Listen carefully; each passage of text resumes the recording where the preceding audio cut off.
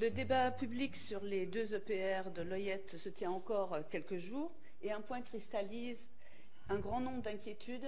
Je veux parler de l'eau. Comme vous l'avez dit lors de vos propos liminaires, le dérèglement climatique met à jour l'enjeu de la préservation de l'eau. Et cette question ne peut pas être prise à la légère dans la conduite de ce type de projet. Quelques chiffres. 315 millions de mètres cubes seraient prélevés chaque année dans le Rhône, 63 s'évaporeront.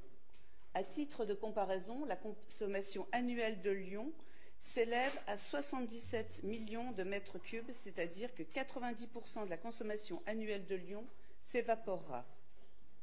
Par ailleurs, le glacier du Rhône fond si vite que nos amis suisses ont été amenés à le couvrir l'été pour limiter cette fonte. Et globalement, on estime que la fonte des glaciers suisses pourrait réduire le débit du Rhône de 40% d'ici la fin du siècle. Aussi se pose notamment la question de la capacité d'exploitation, puisqu'on sait que le refroidissement est très important, de ces réacteurs dans un monde où les sécheresses vont aussi se multiplier. Une étude de l'hydrologie du Rhône à horizon 2100 est attendue, alors que les éléments d'aujourd'hui ne couvrent pas la période d'exploitation des EPR2, puisqu'elle ne va qu'à milieu du siècle. Ces résultats seront fondamentaux pour évaluer la réelle viabilité de ce projet concernant l'eau. Merci.